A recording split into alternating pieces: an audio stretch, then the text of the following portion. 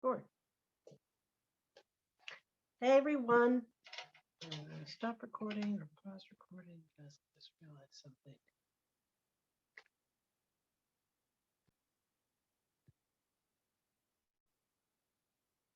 Hey everyone, happy holidays. I hope you have recovered from Christmas and are prepared for New Year's. And yes, I know my virtual background isn't targeting correctly, but I wanted to put on a crazy hat and my typical glasses just because everyone knows me for that. And I like to kind of keep it going so that if this video is being watched a few years from now, they'll be like, okay, the pink glasses, I got the right channel. And a friend of mine taught this class a week or so ago. I'm offering it to my customers, but I thought I'd also video record it for you just in case I can't connect with you directly, but you can still learn. What she called it was how to not look hungover after the holidays. Now, mind you, I wash my face every day and I hydrate, so I don't generally have that tired, worn out look. But I tried to take a photo in poor lighting and I posted it last week. And I'll make sure I include it either at the beginning of the video or like I'll do a before and after, like 3 photos of myself. And I wanted you to see that so you could kind of see the transformation. So right now I'm going to do half my face since I have that before photo. Then I will pause the video, or maybe I'll finish the video and then I'll do the rest of my face so that I can then take an after photo so you can kind of see the progression. Couple of notes. I do have dark circles under my eyes. I've been born with these. This is not from lack of sleep. This is just the coloration of my skin. But because of that, some of the products I use all the time may actually be applicable to you as well. I'm not going to go through the whole skincare routine, but I will mention that our hydrogel eye patches, they're made for all skin types and they're great for sensitive skin. They go right here under the eye area. They're pink, they're glittery, they're a quick 30-minute treatment. And there's like, I think 30 pairs in a jar. So they last you all month if you use them every day. And even if you don't use them every day, they last you a while. But that's a great way to give you a little kiss of hydration in addition to any moisturizer and eye cream that you should be putting in that area. You don't want to skip the eye. You don't want to use regular moisturizer like with sunscreen because that would not be good for the under eye area. It might be a little sensitive. Now, my friend talked about lip primer, but I'm a multitasker person. And although lip primer is great, not everyone chooses to use it. You know, it's also really great for your lips. Satin lips, bomb. I target it on for my face so that you can see it on camera. You don't want to see my messy kitchen. But I've got this great indirect sunlight today. It's overcast, but it gives me really good natural lighting. And then I don't have to worry about being blinded by sun or having artificial light like reflecting half my face. This is a Shea Butter Balm. And what I love about it is it's in green and white packaging. Anybody can use this, men, women, kids. I wouldn't recommend kids under a certain age because they might, under 10, unsupervised, they might try to eat it. But it's just meant to give your lips a kiss of hydration. So if you don't have the anti-aging lip primer, this is a good backup. It's still one of my favorites. Along those same lines, may or may not need it because our Chroma Fusion colors don't really need it, but she was recommending using an eye primer. We have one. Ooh. So you don't need a lot. I'll just show you with my finger. You can use a sponge, I suppose. But the idea is it's white. It brightens up the surface of your skin a little bit. And yes, you pat this on. It's meant to just make the eyelid a slightly lighter shade. It'll also be a layer between you and your makeup. So washing off becomes a lot easier. It's not like super obvious, but it's there. And it'll be great, as I said, not only because our stuff is non-comedogenic and doesn't clog the pores, but we want the products to be easy to use. They say what they do. Foundation primer. Even if I'm using CC cream or like a finishing powder, you could be using one of our other foundations. We have like a cream to powder. We have a new silky setting powder. We have a liquid foundation. So it really doesn't matter. Any of these would behoove you to use this first. And you notice I'm putting it on my cheek, nose, a little bit of the mouth and chin, probably a little bit of the neck because I bring my makeup down to the neck, and of course the forehead. This is kind of a clear, silky, very silky.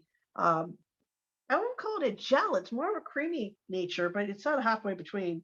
And it has it doesn't have SPF 15. It is rated. That's the word, rated SPF 15, because it is able to protect you from a little bit of UV radiation, but I wouldn't say it's like the only protection from UV. You would still want to wear a hat, sunglasses, and so forth if you're outside. Let's see, skiing in the snow or frolicking in the sun.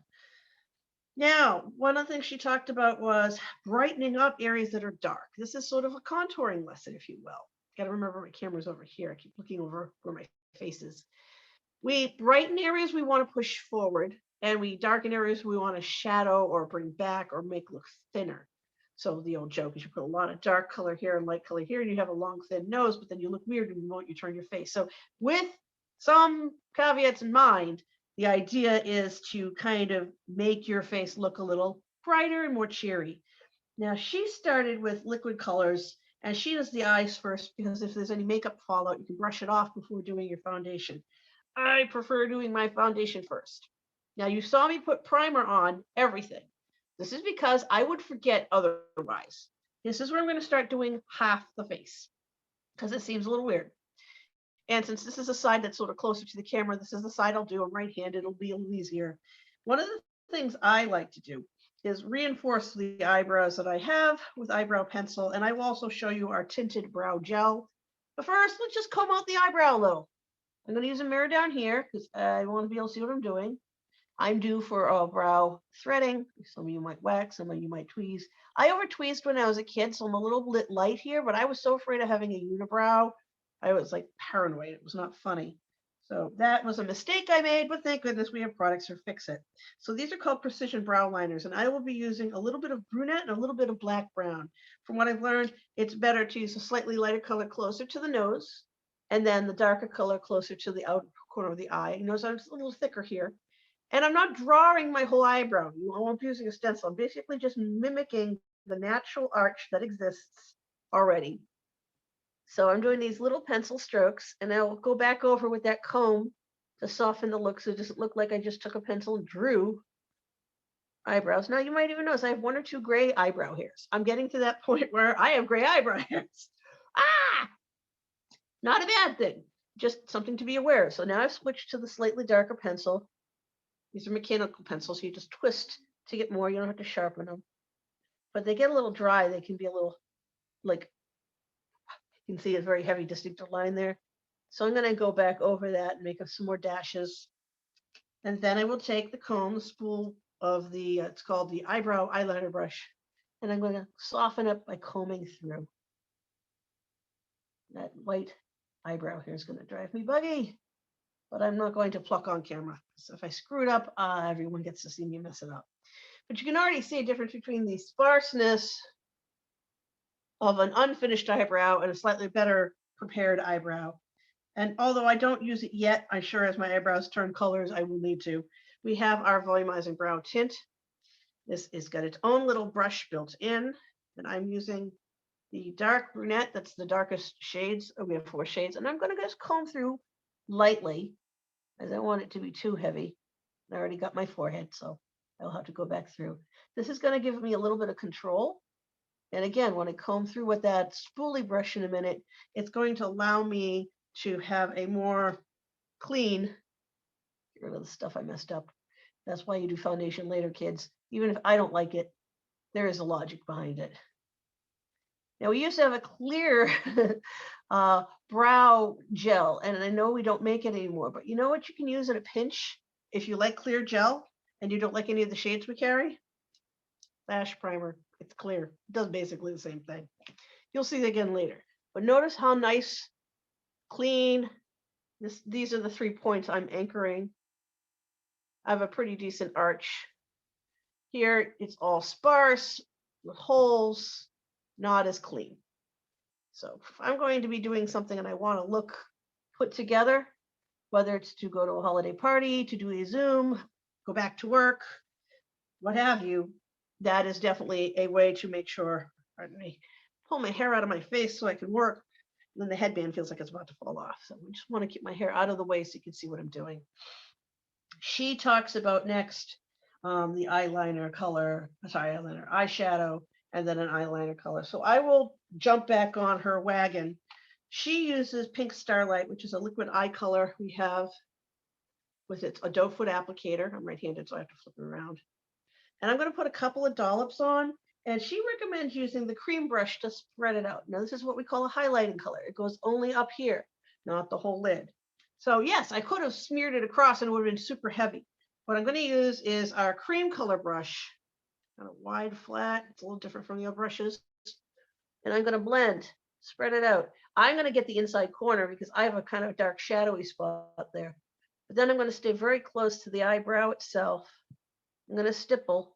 So I'm not just smearing it, I'm kind of patting it in. And it's not glitter, it's a kind of shimmer. And what I like about it, we do have a limited edition glitter. But if you just want a little shine, there's no age limit. You can see compared to this eye, it's already brighter. A little bit, subtle. We're going for subtle here. So keep that in mind that I'll be using this again later. And I might be using that brush again later. So I have a second one if I need it. So then she talks about using a mineral eye color like biscotti. So I have an all over color brush, which is again kind of on the flatter side. And I will use, I'm going to show you, I'm using our mini just to hold things magnetic. That's this lighter color. So I'm going to pat some of this on. And she's basically going to use this again in the upper eye area as well. So over that liquid color, blending a little. And I like that idea that you can use them together, that they layer. So this might take a little of the shine off, but I think it's a nice idea. You know, there's some places you didn't want to get it into your eyebrow hair, but you still wanted to. So you're kind of blending and adding a little bit of this color. Maybe you go down a little bit into the fold, but not quite into the crease. So it's a brightening, but it's not too bright.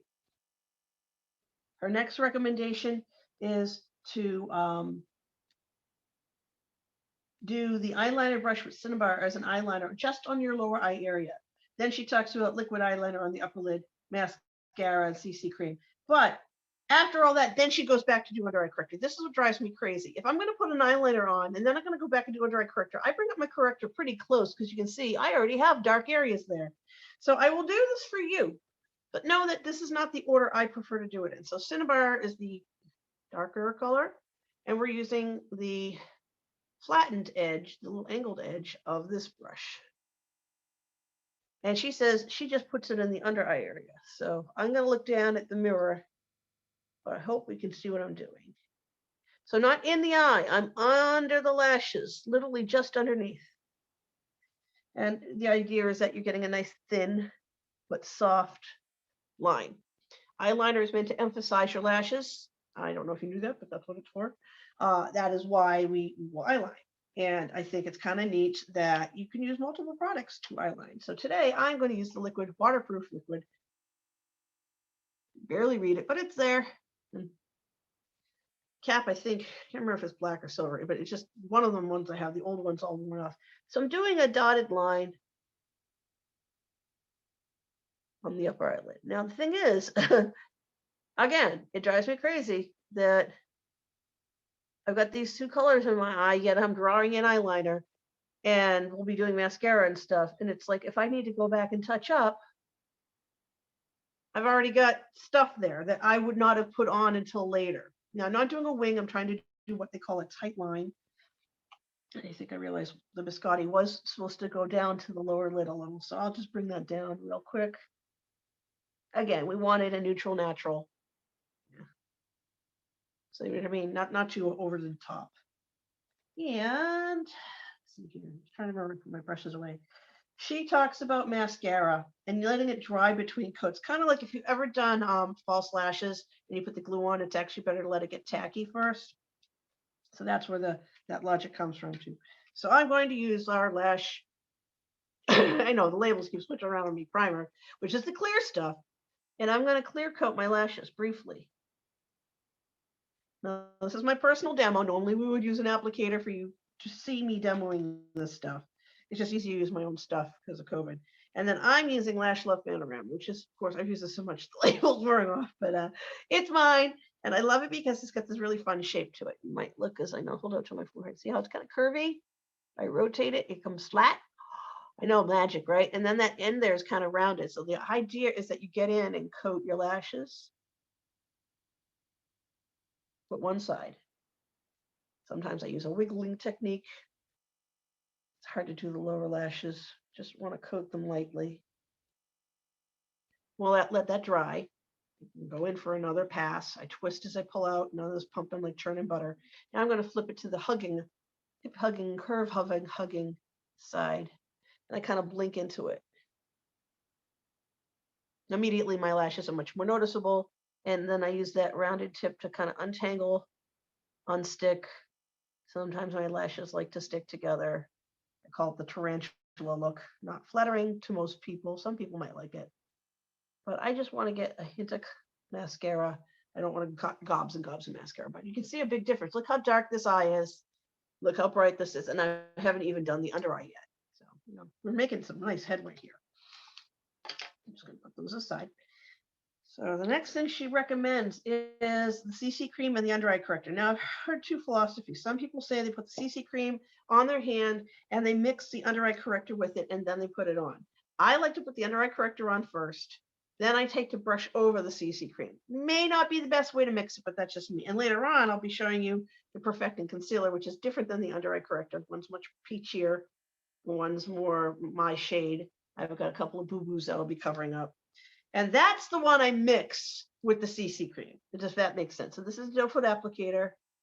Notice how close I'm getting it. Sometimes I'll even put it in that upper corner. And this is where I will then use, as I mentioned earlier, the cream brush to stipple it in.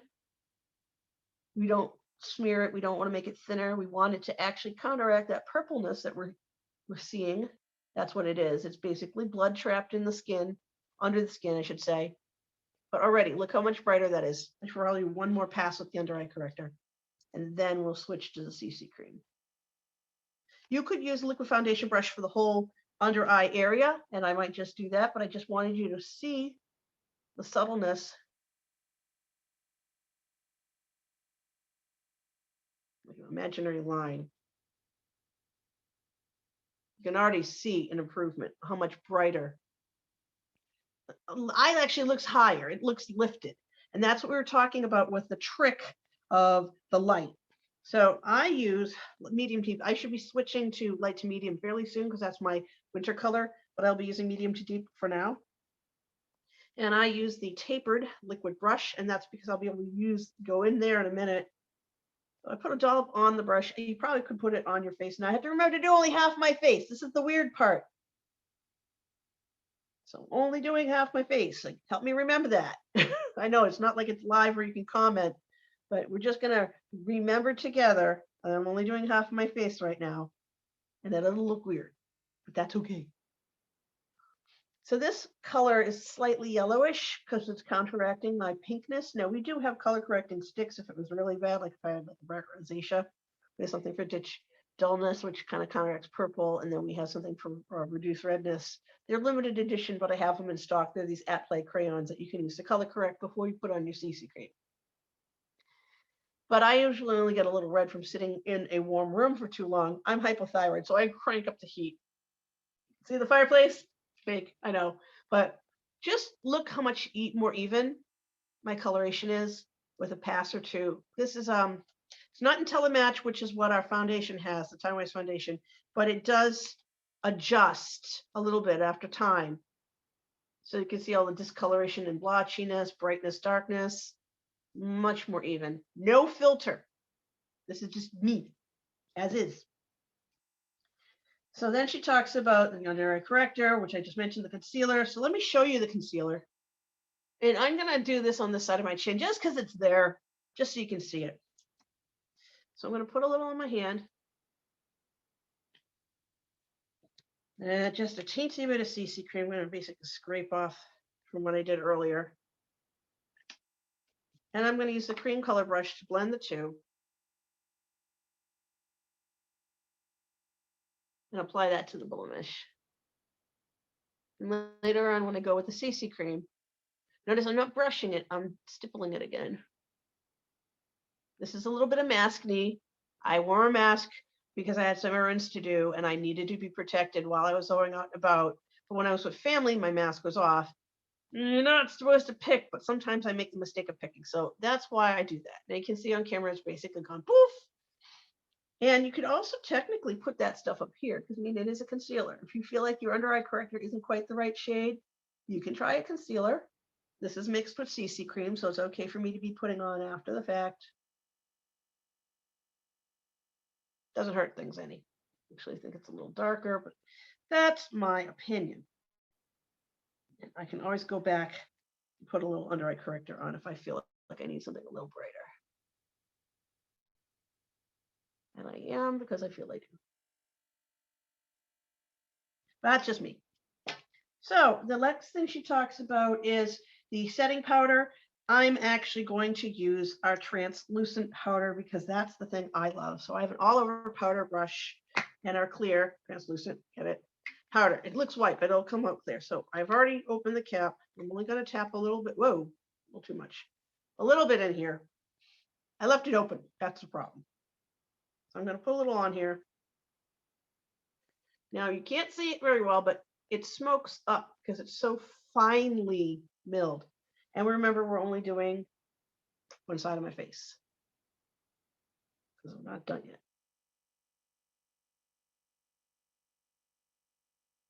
This will help me from sweating it off later. Ooh, I just got powder everywhere. Ah, that happens. Not a bad thing. It's not like the cats are downstairs. They're not going to get hurt. We don't test on animals, and I don't let my animals near my Mary Kay. So that minimizes the chance of getting allergens on any of our stuff. One of the things she also talked about was using a highlighter, which is called Honey Glow, with our, almost drop it, cheek brush. And we're going to put it up here. Well, here, not in the hollow where we put a contour. It's kind of going just above. Now you can use it as a blush color, and I'm using it on the flat end of the brush. Notice how it has a short end and a long end. When normally I highlight, I would be putting it on that shorter end. But this is supposed to just give your face a little bit of a lift, a very inexpensive lift, but without looking too heavy duty. Well, this looks different on camera than it does in the mirror, but just trust me, it's not that heavy. And I think it looks quite nice. So we have basically a point where we're just going to do some lips. And let me see here. Where did I put it? Ah, yes. I'm not a big fan of lip liner, but that's just me. If you like lip liner, if you like the idea of lip liner, please go ahead. You use lip liner. No one is stopping you. Lip liner is great keeping your lipstick from running. It is great for you if you're trying to draw slightly bigger lips or smaller lips. I like my lips the way they are. Now, her recommendation was Midnight Red, and this has definitely been through the ringer, but she and I have similar colorations. We can go with this. So we're basically going with a neutral eye and a bright lip. Hold on, I gotta crank this down. This one's been dropped. That's what happens with demo. I could also take a cream color brush and paint it on my lip. And since this is already a, trying to remember, this is supposed to be a semi-shine, but if you want to mattify, you can use a little translucent powder in between application of lipstick and pat it in, and it makes it more mattified.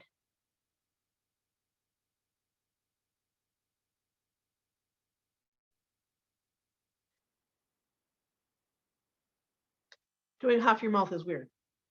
I just wanted to get the point across. So we get this beautiful red,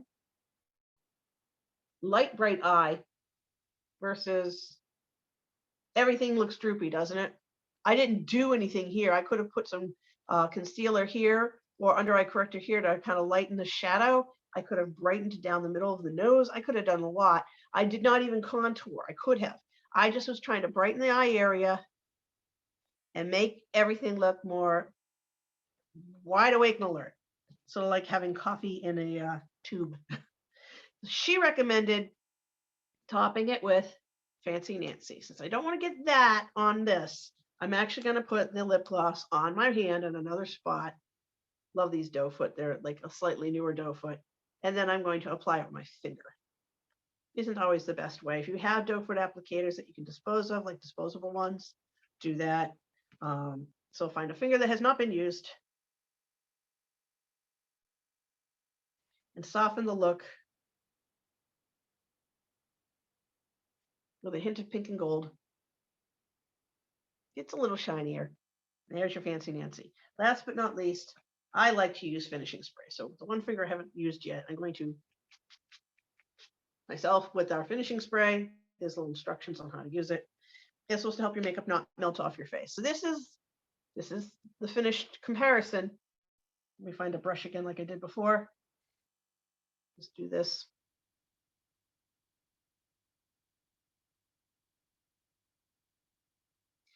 So I'm going to go off camera, finish, and save that photo. But this is the end of the video. If you have questions or would like your own tutorial, what colors are more appropriate for your color scheme, or would like to be foundation matched, or just have a new year, new you makeover, this is a great time to book it before January 1. So I look forward to seeing you guys in the new year. And please, if you've got a gift card and you want to use it with me, this is a great opportunity to do some shopping and restock. I'm happy to answer any and all of your questions. I do in-home appointments if by request, and I still do virtual video consultations. I do send out samples, and I do also, if you purchase something and you change your mind, we have a 100% satisfaction guarantee. You can always return or exchange something just to make sure that you get what you want or a full refund. So never stuck with anything, which I know if you got a Mary Kay gift from your friend or family and it has my sticker on it, I honor that. That is why I put my sticker on it. So you don't have to bother them. I hope you're having a happy holidays. I hope that you're not feeling stressed or burnt out or hungover. And please don't imbibe to the point of becoming truly hungover. I'm not a doctor. I don't recommend doing that. Have a happy and safe New Year's Eve if you're out and about celebrating. Bye.